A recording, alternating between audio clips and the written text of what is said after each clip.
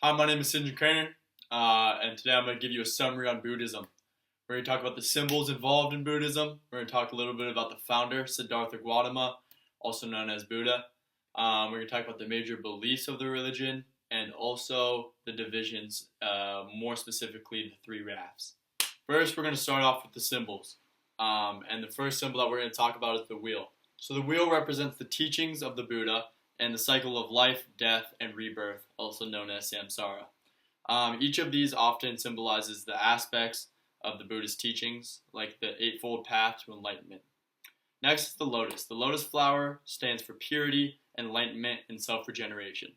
Just as a lotus rises clean and beautiful from muddy water, it symbolizes rising above worldly struggles to reach a spiritual growth. Next is the white elephant. The white elephant is a symbol of mental strength, patience, and wisdom. In Buddhism, it is linked to the birth of the Buddha, as his mother is said to have dreamt of a white elephant before he was born. The final symbol is the Bodhi tree. The Bodhi tree is sacred in Buddhism, symbolizing the place where the Buddha attained enlightenment. It represents spiritual awakening and the journey towards understanding. The next topic we're going to talk about is the founder, Siddhartha Gautama. So starting with his birth, he was born in 563 BC in a region that is now Nepal. According to tradition, his birth was accompanied by many signs, and he was believed to be destined for greatness. He was born into the Kshatriya caste, the warrior and ruler class in Hindu society, which placed him in a privileged position with a strong sense of duty and honor. Hinduism was the main religion of his time, shaping the culture that he grew up in. Siddhartha was raised in luxury as he was the prince. He was sheltered by his father in a palace filled with pleasures and comforts. His father wanted him to follow in his footsteps as a ruler and try to keep him from anything that could lead him toward a religious life. As he grew older, however, Siddhartha ventured outside of the palace walls and saw four things that changed him forever: an old man, a sick man, a dead man, and a monk. These encounters opened his eyes to the realities of suffering, aging, death, and showing him that life was filled with hardships despite his privileged background. Determined to find a solution to human suffering, Siddhartha left his luxurious life, family, and responsibilities as a prince. This moment, known as the Great Going Forth, marked his dedication to seeking spiritual truth, even if it meant abandoning all worldly pleasures. Siddhartha initially tried extreme self-discipline, starving himself and enduring pain to reach enlightenment, but after almost dying, he realized that neither extreme luxury nor extreme deprivation would bring him true understanding. He chose a balanced path that he called the middle way, which avoids both extremes and encourages moderation in all things. Siddhartha finally sat beneath the Bodhi tree, meditating until he reached a profound understanding of life, suffering, and the way to overcome it. Through this deep insight, he attained enlightenment and became the Buddha, the enlightened one. He then dedicated his life to teaching others the path to freedom from suffering. The third topic we're going to talk about are the major beliefs of Buddhism. Starting with the middle way. The middle way is a core Buddhist teaching that advocates a balanced approach to life, advocating the extremes of both self-indulgence and self-denial. It's the path Siddhartha Gautama discovered leads to enlightenment, guiding Buddhists to live in moderation and find harmony without going to any extreme. The next belief are the three marks of existence. Anicca, meaning impermanence, means that everything in life is constantly changing and temporary.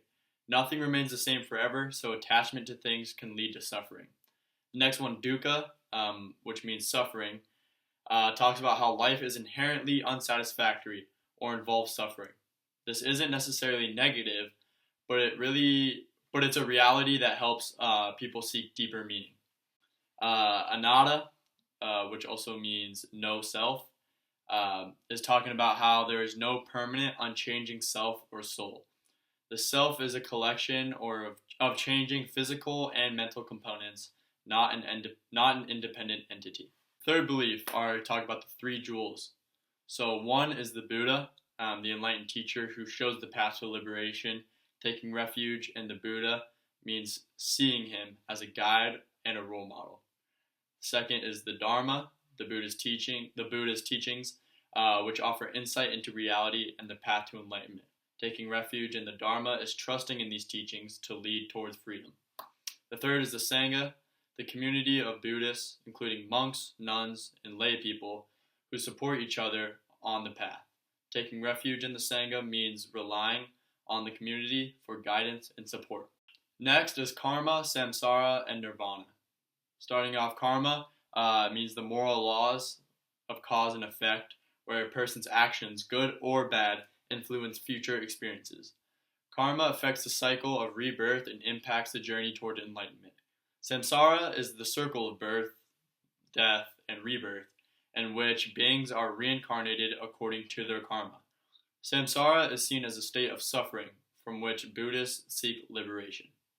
The third is nirvana, the ultimate goal in Buddhism, representing the state of enlightenment and liberation from the cycle of samsara. It's a state of complete peace, free from suffering and all desires. Now we're going to talk about the Four Noble Truths. Number one, dukkha, also meaning suffering, is talking about how life inherently involves suffering and dissatisfaction. The next one is samudaya, also meaning the origin of suffering. So the cause of suffering is craving or desire, stemming from attachment to things or desires. The third is nirodha, or the cessation of suffering.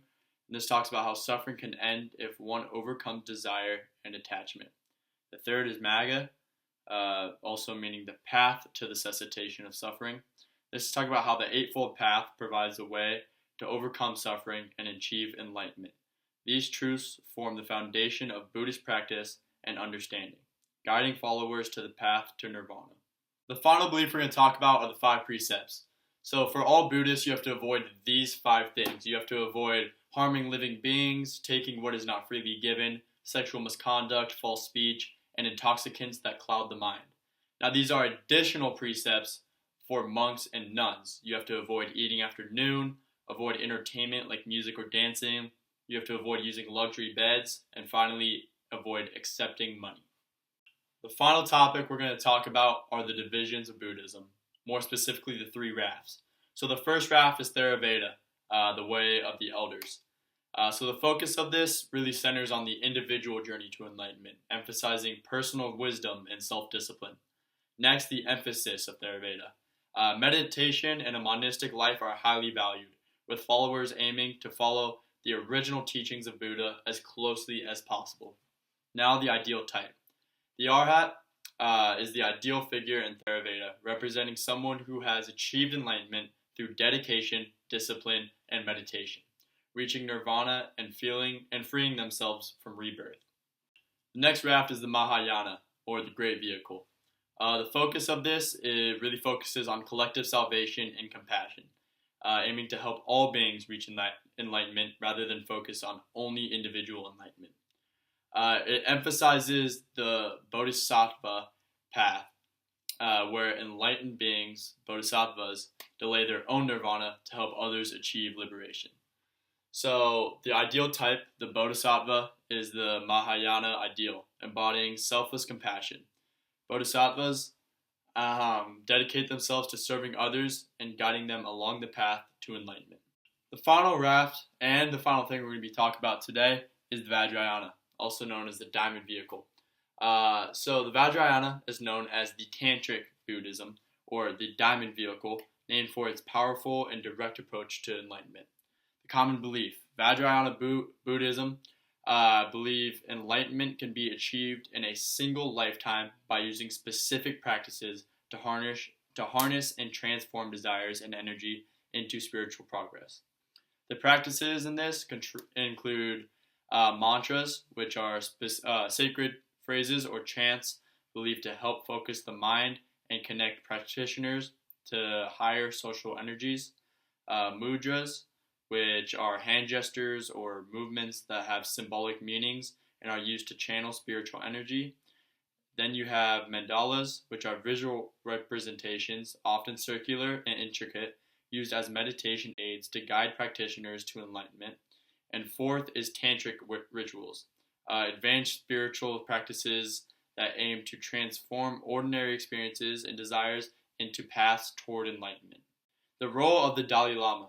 In Vajrayana, particularly the Tibetan Buddhism, The Dalai Lama is regarded as the Bodhisattva and the reincarnation of the Bodhisattva of compassion. The Dalai Lama is both a spiritual leader and a symbol of compassion and wisdom for the Vajrayana community, guiding practitioners along their spiritual journeys.